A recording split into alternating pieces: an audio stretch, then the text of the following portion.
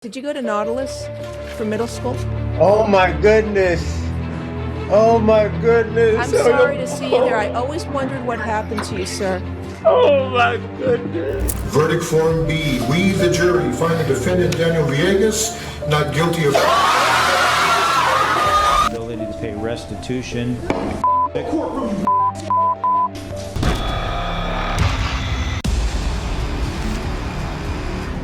This is 49-year-old Arthur Booth, who is facing burglary charges. Booth was arrested in Hialeah, Florida, after he was spotted leaving a burglary scene. During a bond hearing, Arthur Booth appeared before Judge Glazer to plead his case. He's being charged with burglary, grand theft, fleeing the police, and resisting arrest. After explaining the details of his bond, the judge noticed that Booth's face looked familiar. F15-13303. Okay, Mr. Booth, I have a question for you. Yes, ma'am. Did you go to Nautilus for middle school? Oh my goodness. Oh my goodness. I'm sorry to see you there. I always wondered what happened to you, sir. Oh my goodness. Judge Glazer and Arthur Booth attended the same middle school. It was an emotional moment in the courtroom as the judge went on to say more about the man in his dock. This is the nicest kid in middle school. Oh my goodness. He was the best kid in middle school. I used to play football with him, all the kids, and look what has happened. I am so sorry. Oh my goodness. Mr. Booth, I hope you were able to change your ways. Good luck to you. Oh my goodness. What's sad is how old we've become. Oh my goodness. Good luck to you, sir. I hope you're able to come out of this okay and just lead a lawful life. After the brief reunion, the judge set Booth's bond at $43,000. The courtroom footage went viral, making it one of the most viewed courtroom moments. Take care of your family, try and get a job, stay clean. You're going to do something good for somebody else. That's what you got to do. But something unexpected happened.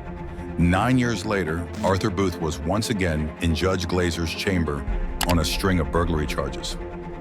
In one incident, Booth was accused of snatching a woman's Gucci chain from her neck. In other instances, Booth would pose as a maintenance worker to get into people's homes, rob them, and flee the scene.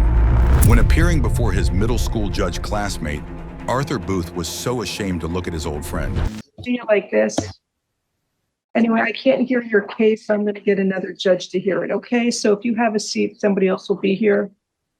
Hope things work out for you better.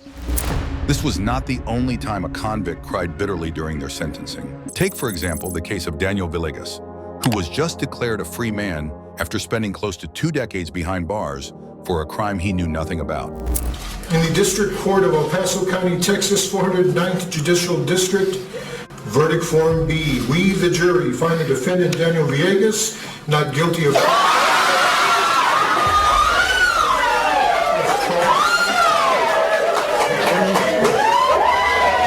In 1993, 16-year-old Daniel Villegas was charged with the death of 17-year-old Armando "Mondo" Lazo and 18-year-old Bobby England. Even though the police found no DNA or forensic evidence connecting him to the crime, they arrested his acquaintances and subjected them to manipulative interrogations. But that was just the beginning. They eventually forced Villegas to sign a confession they had typed out for him, admitting he committed the crime. In October 2018, Villegas got a chance to appeal his case. After a deliberation that lasted 2 days, the Texas Court of Criminal Appeals found Villegas innocent and overturned his conviction. Daniel Villegas' emotional reaction to the freedom verdict after spending 18 years behind bars would become one of the most viewed court moments.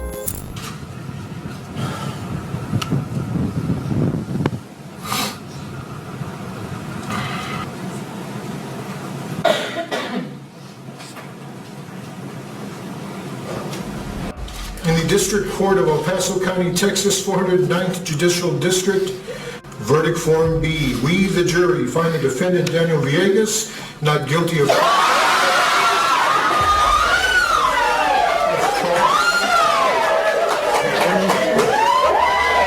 It was such an emotional moment that the families and friends of Daniel Villegas couldn't control their tears in the courtroom. And in this case, it unanimous. Does anybody wish to have the jury polled? There There has been a request that the jury be polled so that I can ensure that it is your individual verdicts.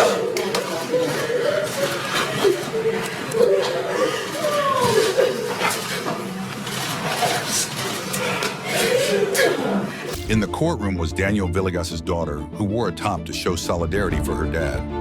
His wife could not hold back tears as the judge thanked the jury for ensuring an innocent man got freedom.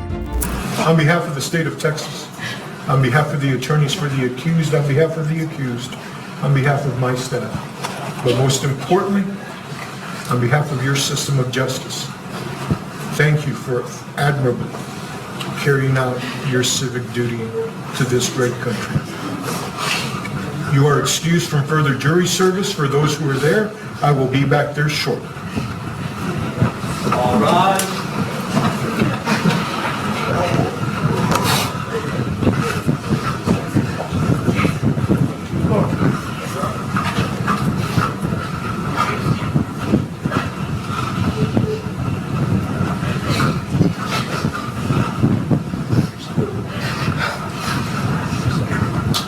After declaring the jury's verdict, the judge declared Daniel Villegas a free man. Mr. Villegas, you have been under many conditions in this court. You are no longer under any conditions in this court. You are free to leave. Thank you. Good luck to you, sir.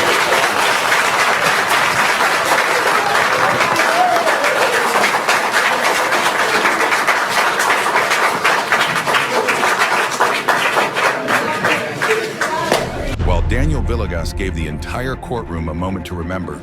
This next convict did the same, but in a more crazy way. Have the ability to pay restitution.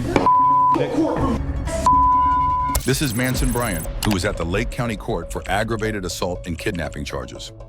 On July 10, 2018, Bryant, along with two other males, invaded a Painesville home where they stole approximately $800, a gold nugget of ink, a phone, and a MacBook.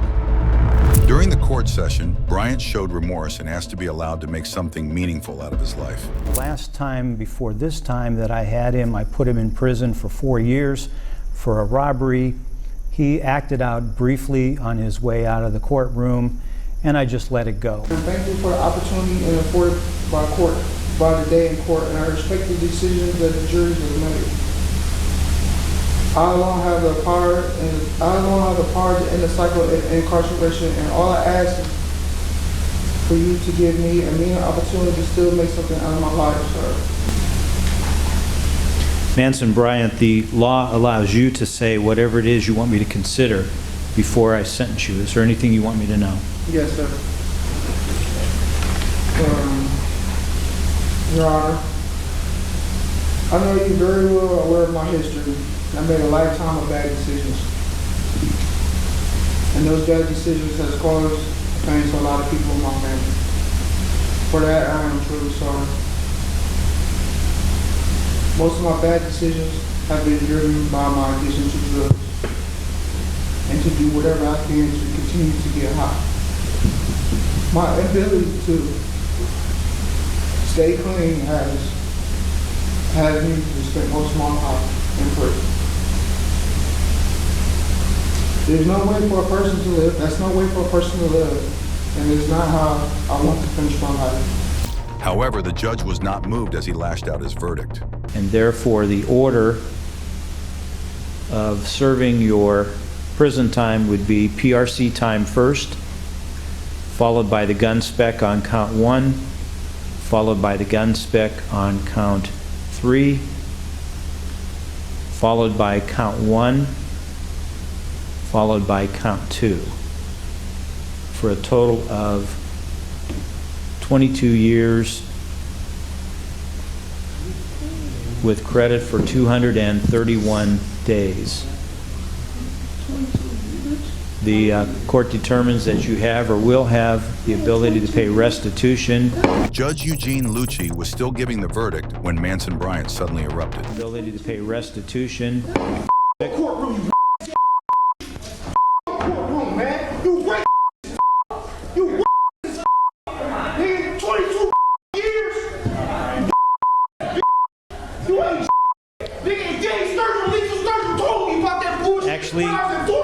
Actually, remember when I said you had some remorse? You never gave me probation. Wait a minute. You never gave me a chance. When I said that you had a certain amount of remorse, I was mistaken. The court determines maximum imprisonment is needed. As expected, the judge added some icing to Bryant's sentence for his outburst. Court determines that the defendant has shown no remorse whatsoever. I was giving him remorse, a certain amount of remorse in mitigation of the sentence.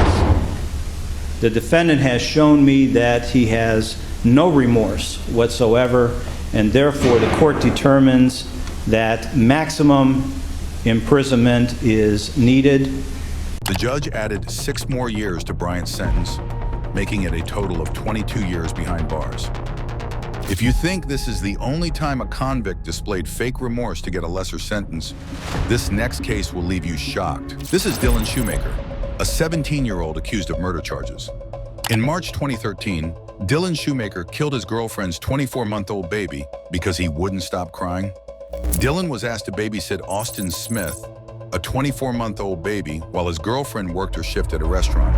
When the baby couldn't stop crying, Dylan slapped and slammed the poor kid on the floor multiple times.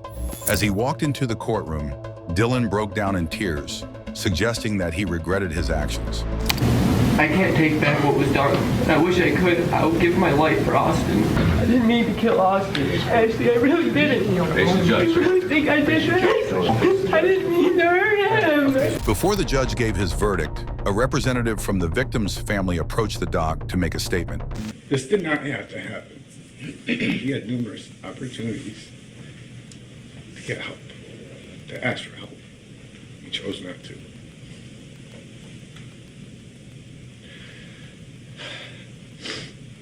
I just ask that you take into consideration our family's feelings and what we've lost and what can never be replaced.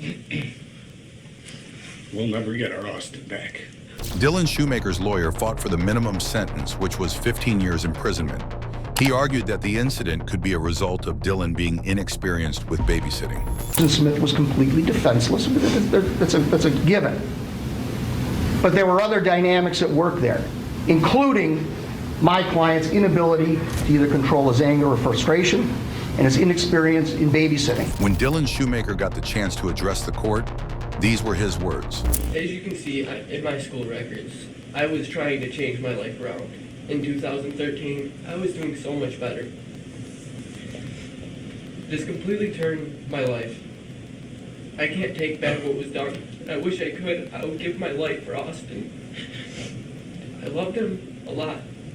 Him and Christopher were half the reason I was even staying with Ashley. I felt bad for them kids because they didn't have a place to stay. I thought Christopher was mine, and he wasn't. I was trying to do something that my father never did for me, and be there. Ashley, I'm sorry. I didn't mean to hurt your son. And you know I didn't mean to hurt you. You just can't accept that because you know me. You've known me for 5 years. I never would have wanted to hurt Austin. Even though Dylan gave a heartfelt speech, the judge saw through his crocodile tears and fake remorse. That you are a manipulator and you try to deceive. The record will show that you admitted that on July 23rd, 2013, in a phone call to your mother from the holding center, you stated, and I got a quote from the court reporter, "I am a 16-year-old blonde. Probably all I have to do is cry in front of the jury and they're going to feel sorry for me," end quote.